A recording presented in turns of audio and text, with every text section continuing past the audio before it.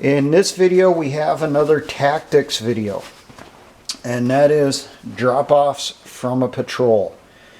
Now there's two situations when you would do this. The first one, and the most likely one, would be you're leaving a team or a squad behind to cover your route to see if the enemy is following you, and that team or squad will then engage that following element, that enemy patrol, that ambush, to throw them off and hopefully draw them away from the trail of the patrol. Now hopefully the patrol, the main body, will hear the fire that's going out from the ambush on the enemy element, and that'll give them warning, letting them know that they need to either speed up or get into a good position to conduct a larger ambush on this following enemy element. Now the second instance when this could be employed is you're trying to infiltrate a team into an area for another mission.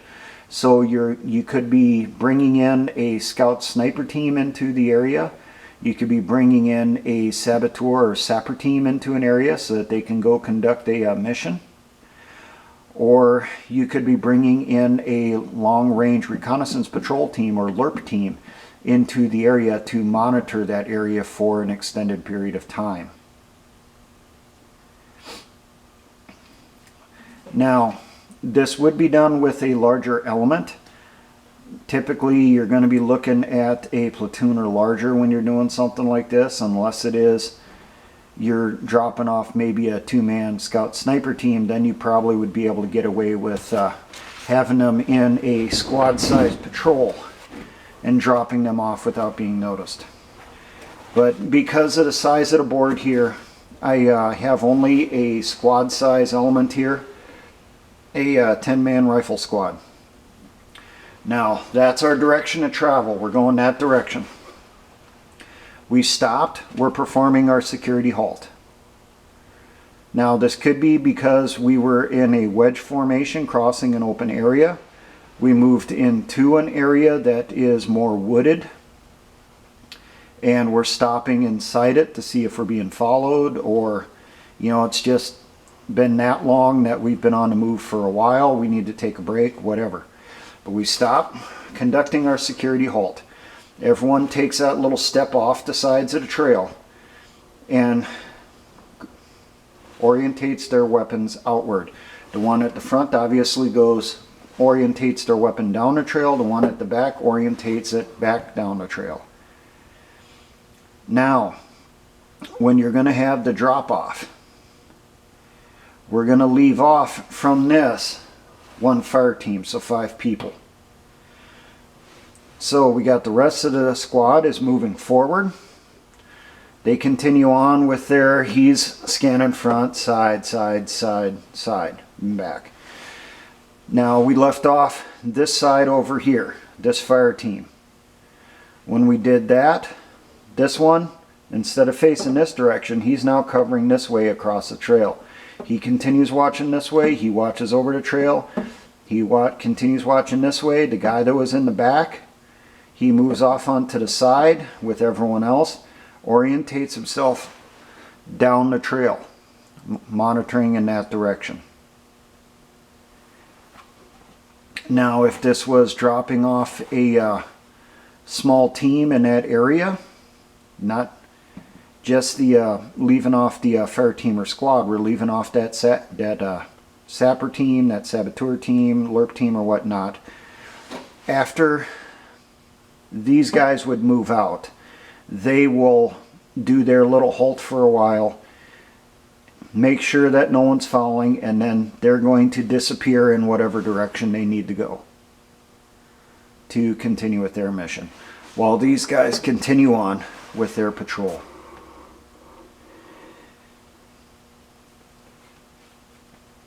Now, if this is done as this little stay behind ambush or security ambush, they stay in position for a set amount of time. And really, you need to vary that set amount of time. So let's say one time it's 20 minutes, the next time it's an hour, next time after that it's 30 minutes. You know, just vary it. That way the enemy does not learn how you do things. You always want to keep them guessing. You're not going to do this with every security halt. How often you do it is up to you, but I would not do it with every security halt because that makes you predictable.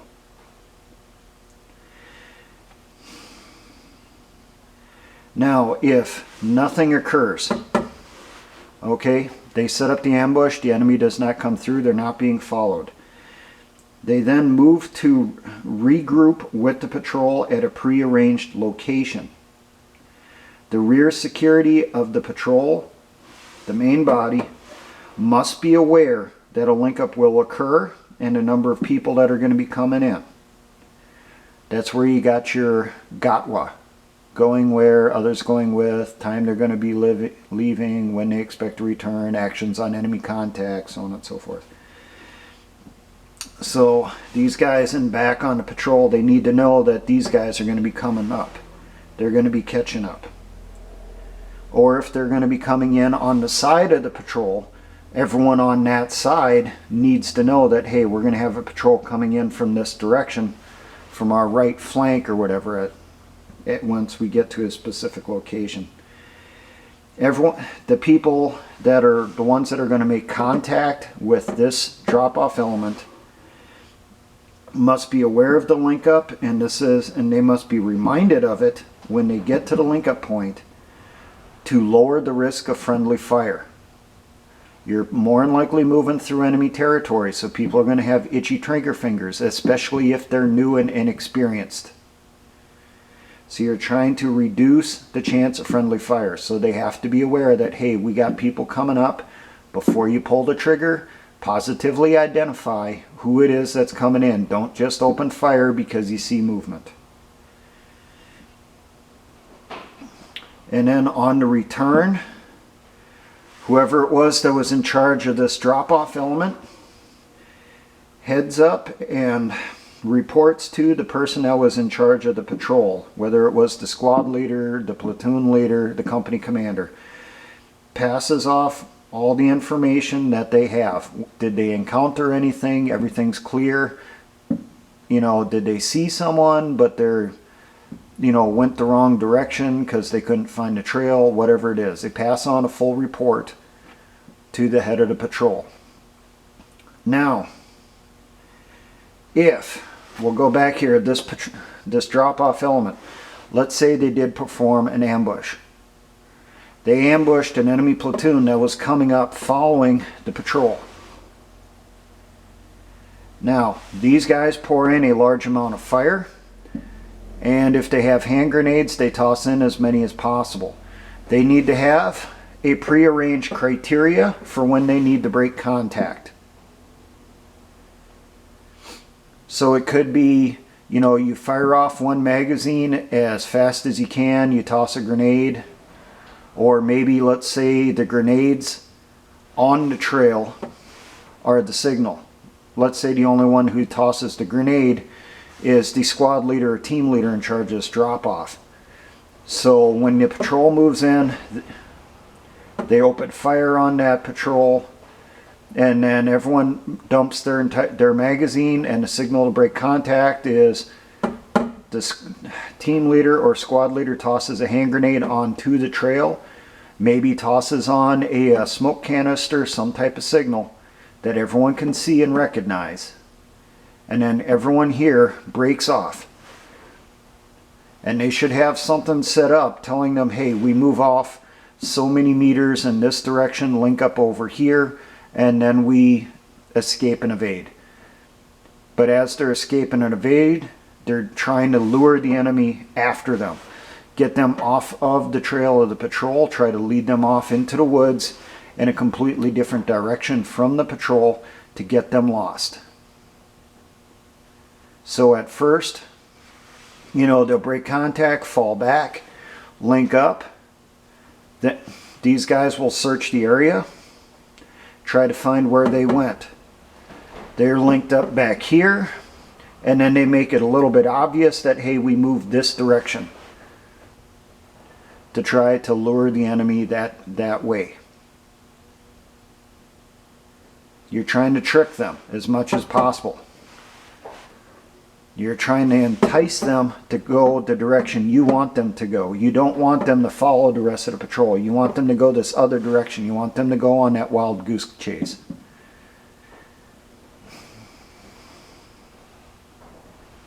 So that's the basics I could remember on this. This was always something that was talked about, but it's not something I ever practiced when I did my patrol training in the military, mainly because I'm an engineer, I'm not infantry.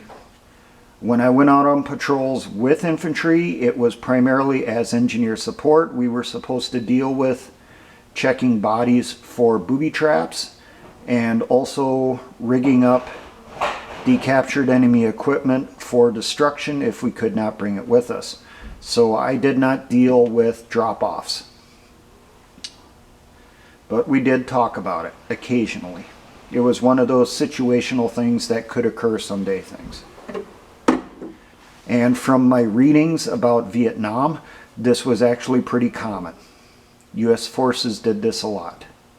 Typically with infiltrating in a sniper team into an area controlled by the enemy. Now for all my engineer brothers in the Patriot and militia movements, always remember, essayons.